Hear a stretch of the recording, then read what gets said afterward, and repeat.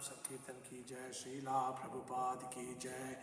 ओम नमो भगवते वासुदेवाय। ओम नमो भगवते वासुदेवाय। ओम नमो भगवते वासुदेवाय। ओम नमो भगवते वासुदेवाय।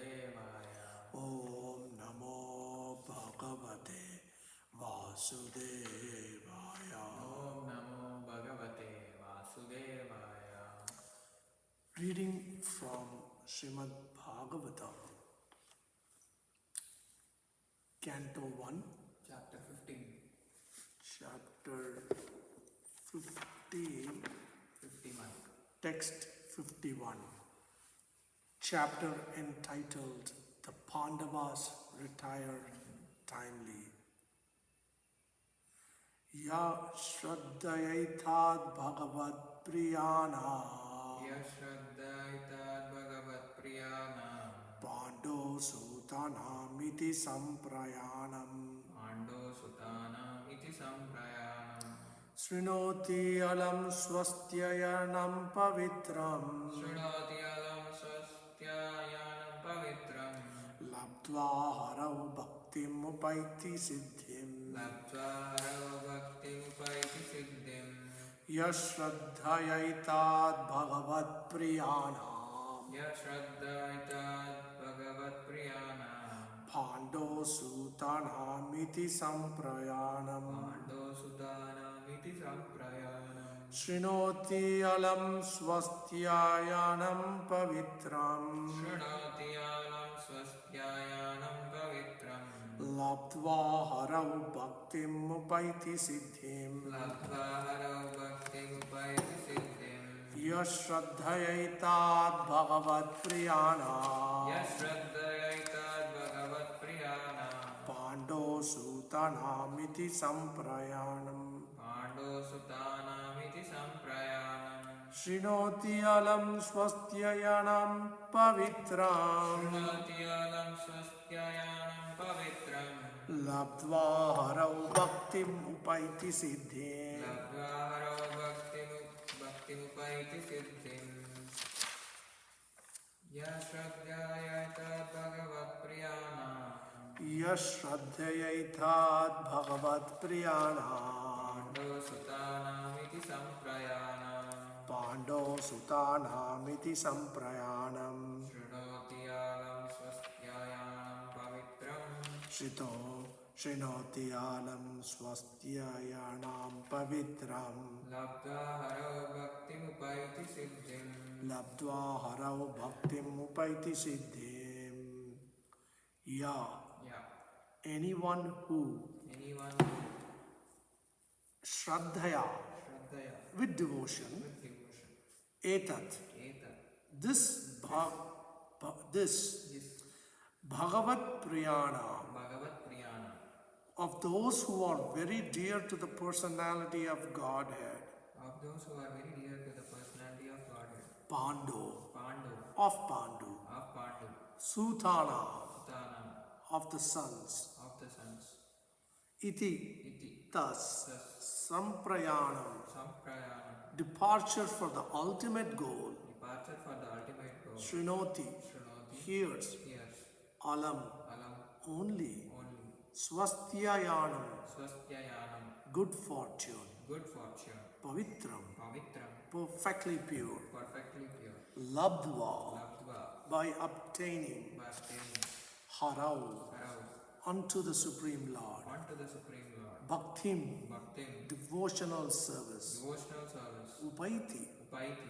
gains, Gains siddhim, Siddhim perfection. Perfection Translation: the subject of the departure of the sons of Pāṇḍu for the ultimate goal of life, back to Godhead, is fully auspicious and is perfectly pure. Therefore, anyone who hears this narration with devotional faith certainly gains the devotional service of the Lord, the highest perfection of life. Purport by His Divine Grace, Abhay Charanaravinda Swami Bhaktivedanta Prabhupāda, Śrīla Prabhupāda ki jai. Śrīmad-Bhāgavatam is a narration about the personality of Godhead and the devotees of the Lord like the Pāṇḍavas. The narration of the personality of Godhead and His devotees is absolute in itself, and thus to hear it with a devotional attitude is to associate with the Lord and constant companions of the Lord. By the process of hearing Śrīmad-Bhāgavatam, one can attain the highest perfection of life, namely going back home, back to Godhead, without failure. Thus end the Bhaktivedanta purports of the first canto, 15th chapter of the Śrīmad-Bhāgavatam, entitled The Pāṇḍavas Retire Timely. Om Ajnana-timirandasya Jnananjana-shalakaya Chakshurun militam yena Tasmai Shri Gurave Namaha. Shri Chaitanya Manobhishtam Stapitam Yena Bhutale Swayam Rupa Kadamahyam Dadati Swapadantikam Vandeham Shri Guru Shri Yuta Padakamalam Shri Guru and Vaishnavamscha Shri Rupam Sagrajatam Sagana Raghunatanvitam Tam Sajivam Sadvaitam Savadutam Parijana Saitam Krishna Chaitanya Devam Shri Radha Krishna Padam Sagana Lalita Shri Vishakanvitamscha He Krishna Karuna Sindhu Deenabandho Jagatpate Gopesha Gopika Kanta Radha Kanta Namostute Taptaganjana Gaurangi Radhe Vrindavaneshwari Vrishabhanu Sute Devi Pranamami Haripriye Vanchakalpatarubhyascha Kripa Sindhubhya eva cha Patitanam Pavanebhyo Vaishnavebhyo Namo Namaha. Shri Krishna Chaitanya Prabhu Nityananda Shri Advaita Gadadhar Srivasadi Gaura Bhakta Vrinda. Hare Krishna Krishna Krishna Hare Hare Hare Rama Rama Rama Hare Hare. Namo Vishnupadaya Krishna Prasthaya Bhutale Śrīmate Bhaktivedanta Swami Dinamine. Namaste Saraswati Deve Gauravani Pracharane Nirvishesha Shunyavadi Paschati Deva Satarane Shri Krishna Chaitanya Prabhu Nityananda Shri Advaita Gadadhar Srivasadi Gaura Bhakta Vrinda. Mukham karoti vācālam pangum langāyate girim yat kripātamam vande Shri Guru Dīnatarinam Paramananda Madhavam Shri Chaitanya Ishwaram. This is such a wonderful verse, as is every verse in Śrīmad-Bhāgavatam. Every verse of Śrīmad-Bhāgavatam is like a priceless jewel that can liberate one from this bondage and the cycle of birth and death. It is stated in the translation, Śrīla Prabhupāda clearly states that one has to hear with faith. Hear is beneficial, but when we hear with faith, then we can achieve the highest perfection of life. Śrīla Prabhupāda, he began every class with this beautiful bhajan, Jaya Radha Madhava, Kunja Bihari. So here in Detroit, Sri Devasadan Mandir, our principal deity is named Kunja Bihari. He is here with his eternal consort, Srimati Radharani.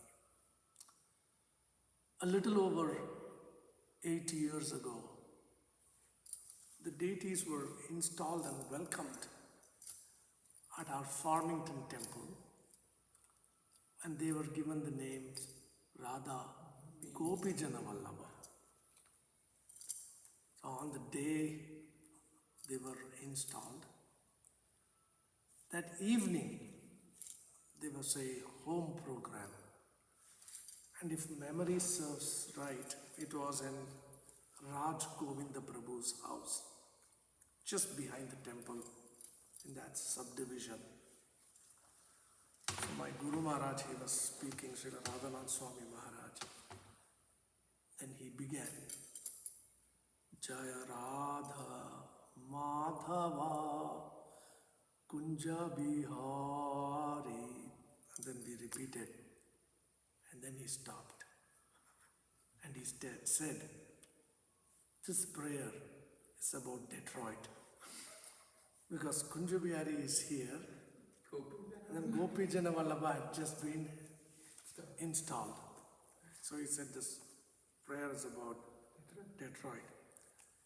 Some of us, we were in the temple inauguration just this past weekend in Grand Rapids, Michigan. And then after the Pran Pratishtha ceremony was concluded, our deity worship minister, Narsingha Kavach Prabhu, he announced the names of the deities. And all of us in the audience, there were big temple room, they were just packed with devotees. We waited eagerly to hear their names.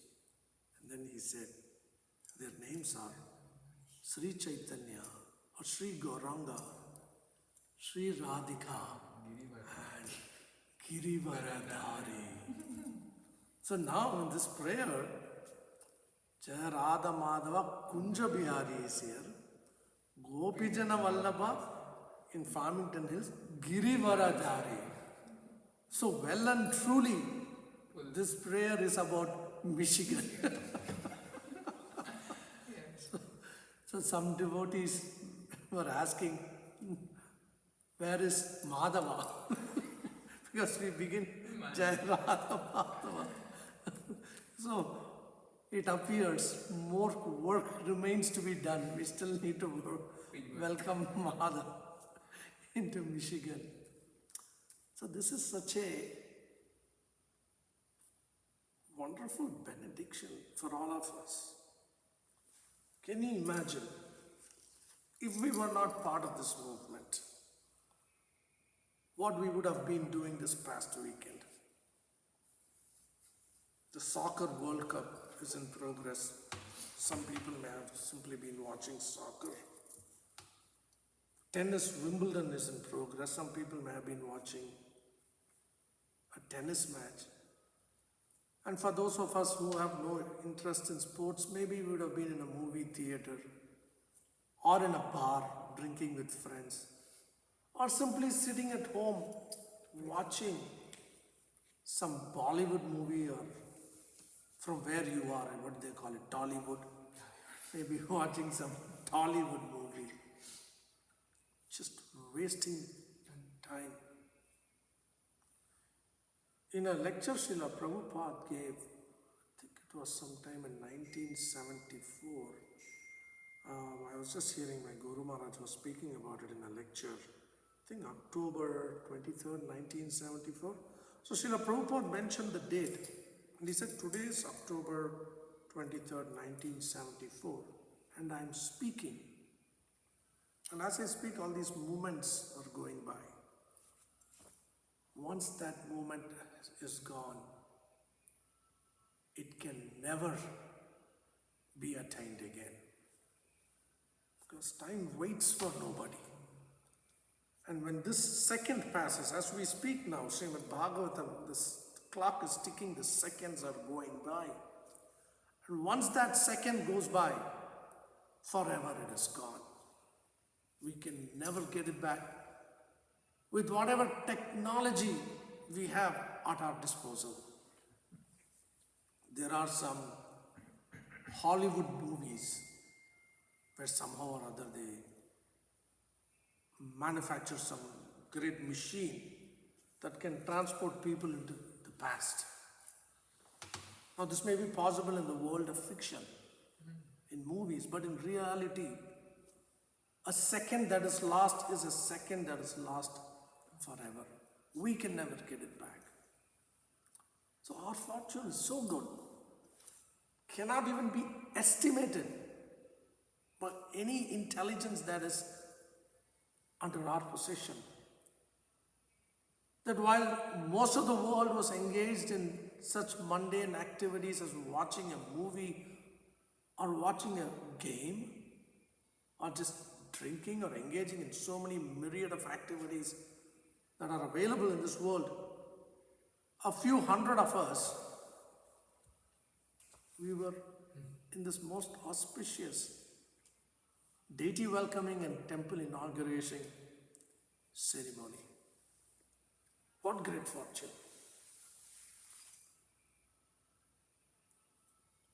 It is said in the Vishnu Puran that the greatest misfortune is to forget the personality of Godhead for even a moment. But we were so fortunate. We spent hours in the association of devotees, welcoming their lordships, Sri Gauranga, Sri Radhika, and Girivaradari to Grand Rapids, Michigan. So we are eternally grateful to His Divine Grace Śrīla Prabhupāda, who so kindly brought this movement to the West and woke us up from this slumber of so many lifetimes. So many lifetimes we have been spending in forgetfulness of Kṛṣṇa. And by the grace of Śrīla Prabhupāda, today we have such hope in life. So Śrīla Prabhupāda writes in this verse that one should hear this narration with devotional faith. Kṛṣṇa tells Arjuna in the Bhagavad Gita, Ashraddhadana Purusha Dharmasasya Parantapa Aprapya Mam Nivartante Mrityu Samsara Vartamani. That one who does not have faith in this process, there is no question of progress. They return back to this world and continue this cycle of birth and death. So when we practice this process, we must have firm faith that this is a process that can purify our consciousness and deliver us to the highest perfection of human life. Back home, back to Godhead. So there was one great scholar, Udayan Acharya. Now Udayan Acharya had been hearing about the glories of Lord Jagannath. And he was a great scholar, very well educated in the Vedic sciences. Now as he heard Lord Jagannath's glories, it was described that one who even sleeps in the holy dham of Jagannath Puri, whatever his consciousness may be, if he is simply even sleeping, which is such a mundane activity, Lord Jagannath is so kind, he considers that person is paying obeisances. So Udayan Acharya was hearing this.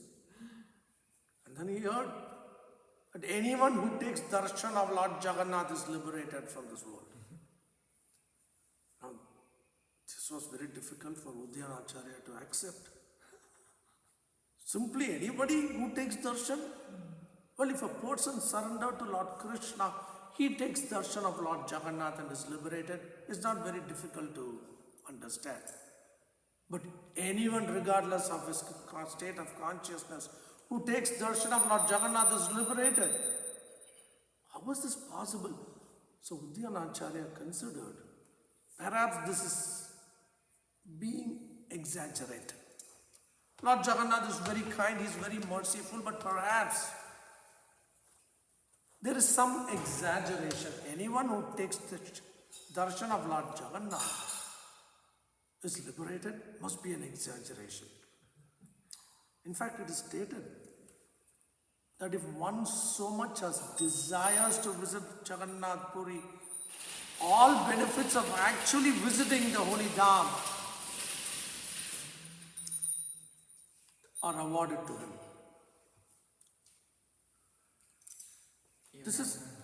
Even I saw in a YouTube short, it was like one breath you take in Jagannath Puri Dham and is equal to one Ashwamedha Yajna performing. Hare Krishna. To Udyanacharya, these things were very difficult to understand. So then he decided to go take darshan of Lord Jagannath himself. What is it about this form that people are glorifying this way? So he went to take Jagannath one morning, early morning. That morning the pujaris came out as usual to open the doors of the temple, and it would not open. There was a crowd of people waiting outside, and Udyanacharya was also there. They tried and tried, but they could not. The door would not even swing open an inch. And then the word reached the king's palace. So the king sent some of his army people. These people were big and powerful, very strong people. They came, a large number of them, and they all tried together. The door would not even budge a single inch. In the meantime, one of the other pujaris, he had a dream. Lord Jagannath appeared in his dream. And he told this pujari, there is a man named Udyanacharya who has come to take darshan of me. This man has no faith in my transcendental form. I have no desire to see him. And as long as he is here to enter the temple, these doors will not open. Please give this message. So the pujari woke up. He had no idea who Udyanacharya was. So he sent word through some of his colleagues, please go find this Udyanacharya. Lord Jagannath has a message for him. So they went about asking, who's Udyanacharya? And Udyanacharya was there in the crowd. He said, yes, it's me. And he felt very elated. Lord Jagannath has a message for me. Now if somebody comes and tells us, can you imagine, Kunja Bihari has a message for you? You naturally are going to feel very important. The personality of Godhead has sent a message for me. So Udyanacharya felt very good about himself. Oh, what is the message? And the man said, Lord Jagannath wants you to get out of Jagannath Puri. He has no desire to see you. He does not wish for you to enter the temple. Please leave Jagannath Puri at once. So this was a very sobering message. The message is, get out of here. We don't want you here. So then Udyanacharya understood the glories of Lord Jagannath.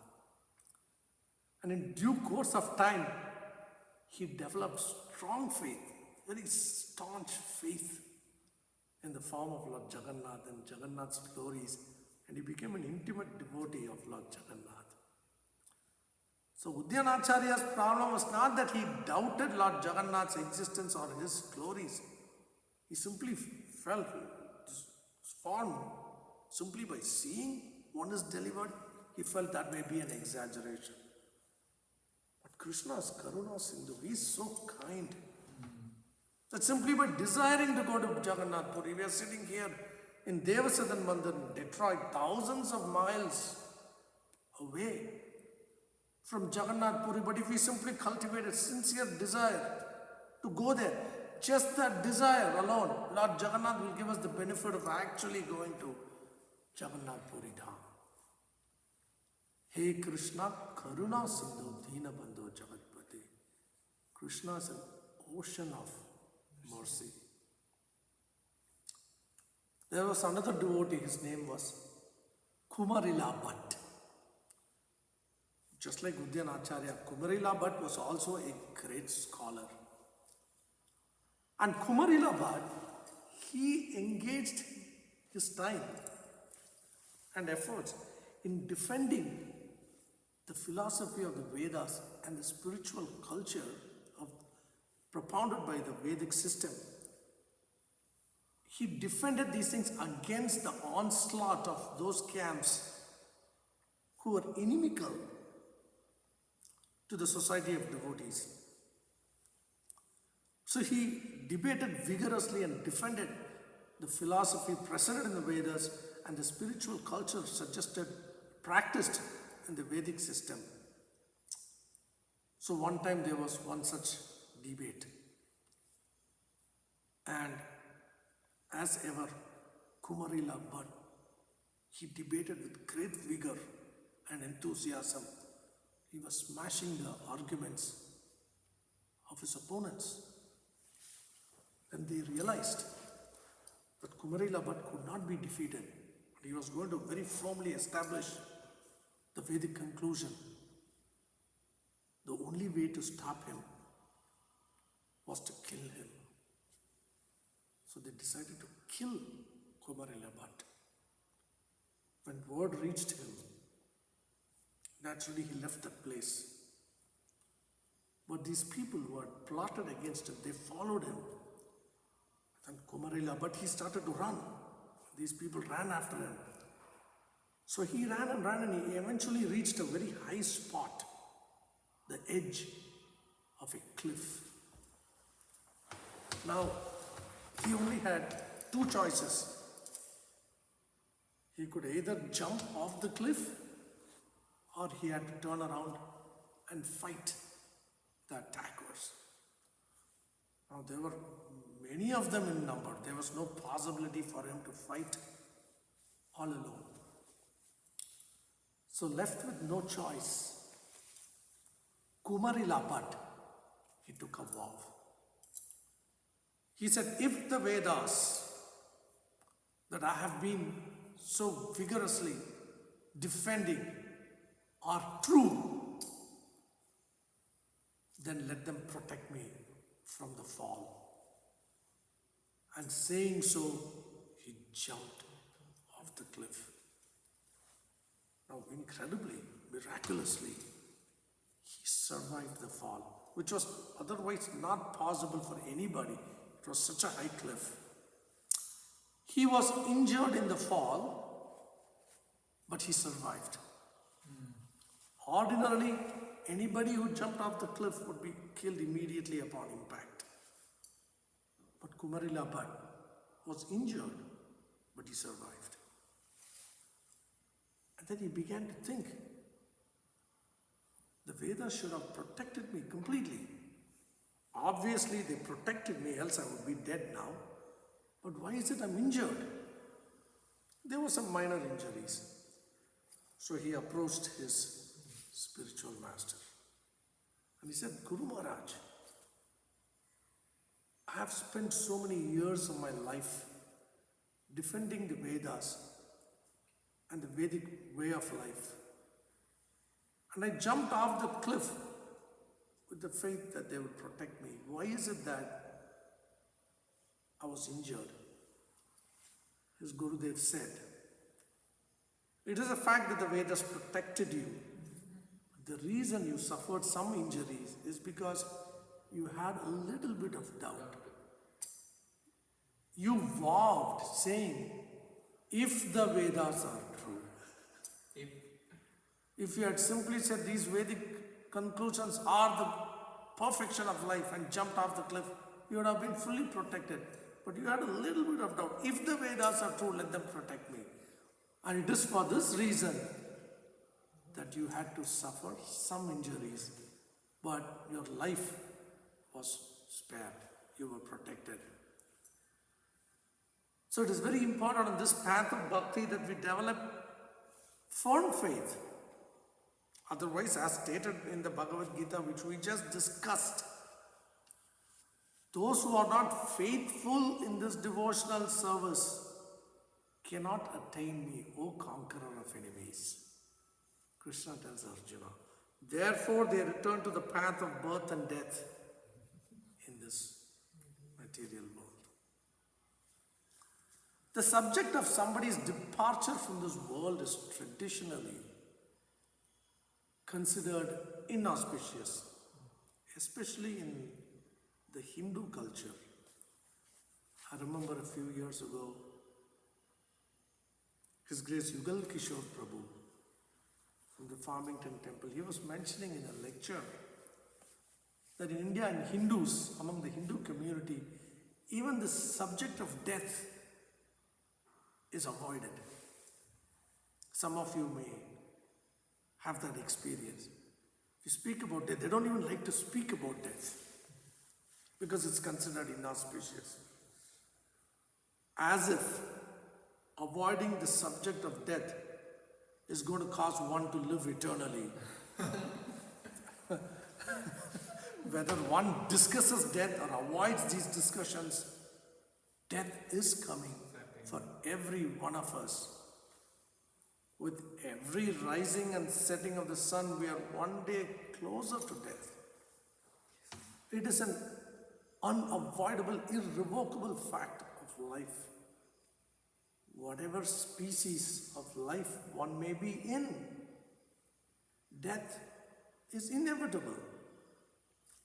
But they don't like to talk about these subject matters, considering it inauspicious. But here, in this verse, this whole chapter entitled "The Pāṇḍavas Retired Timely," the entire chapter is discussing in the Śrīmad-Bhāgavatam. This chapter is the discussion of the departure of the Pāṇḍavas from this world. And what does Sukadeva Goswami say about it? The subject of the departure of the sons of Pandu for the ultimate goal of life back to Godhead is fully auspicious and is perfectly pure. Because the Pāṇḍavas were pure devotees of Kṛṣṇa. For the pure devotee of Kṛṣṇa, both the appearance and disappearance from this world are equally auspicious. For a conditioned living entity who is subject to the effect of the three modes of material nature, goodness, passion, and ignorance, a departure from this world, death, is a painful experience. But for a pure devotee of Kṛṣṇa, departure from this world is simply a continuation of their life in this world. During their lifetime, they engage in service to Bhagavan and his devotees. And after departure, they continue the same. Wherever they are, they simply engaged always in the service of Kṛṣṇa and Vaishnavas. Therefore, for the devotees of Kṛṣṇa, both the appearance and disappearance are equally auspicious. And when we hear about these transcendental pastimes of such swan-like personalities with faith, then we can achieve the highest perfection of life. And Śrīla Prabhupāda in the purport, very kindly, he clarifies for our benefit and the benefit of the whole world, what is that highest perfection of life? By the process of hearing Śrīmad-Bhāgavatam, one can attain the highest perfection of life, namely going back home, back to Godhead, without failure. In the Nectar of Instruction, Śrīla Rupa Goswami, he writes that this process of devotional service to Kṛṣṇa is so powerful that it ultimately drags one to success. So when do you drag somebody? When he doesn't want to go, yes? Somebody who wants to go, you don't need to drag him. He will go of his own accord. We drag someone when somebody doesn't want to go. So this process is so powerful that if we simply practice it, but we are reluctant to go towards ultimate perfection of life, it will drag us there and get us there. How fortunate we are, can we imagine? We simply need to practice this with faith in the association of devotees. This process of bhakti, which is such a joyful process. And we are reminded every weekend and sometimes weekdays. This past Monday we celebrated Snanyatra. What a joyful process. Bathing the deities of Lord Jagannath, Baladev, Subhadra, with the chanting of the holy names, in the association of devotees. Such a joyful process. Every anga, aspect of devotional service is joyful, whether it is chanting in Kirtan, or chanting japa in the association of devotees, or hearing Harikatha, discussing Harikatha. Machchitta madgata prana bodhayantascha parasparam kathayantascha mam nityam tushyanti cha ramanti cha. Kṛṣṇa tells Arjuna, my devotees, they experience such transcendental joy just by discussing about me. So simply discussing the subjects concerning Kṛṣṇa and his devotees is such a joyful experience. And then we honor prasadam, which is just as joyful. So this process of bhakti, every anga, every aspect of it is such a joyful experience. So we practice this with faith, this very simple but sublime process. And yet, even though it is such a simple and sublime process, it can deliver us something very, very profound, namely going back home, back to Godhead without failure. Thank you very much. Do you have any questions and any comments, Prabhu? Very good class. Nicely summarized. The chapter ends here and the new chapter starts. Yes, next. Parikshit Maharaj received the age of Kali. Yes. That is also equally nectarian chapter. Every chapter, in fact, in Śrīmad-Bhāgavatam, there is like a rasgulla or gulab jamun. No matter where you bite, it is so succulent and nectarian. So tomorrow we will begin how Parikshit received the age of Kali, chapter 16. Kṛṇa Śrīmad-Bhāgavatam ki, Śrīla Prabhupāda ki jai. Hare Krishna.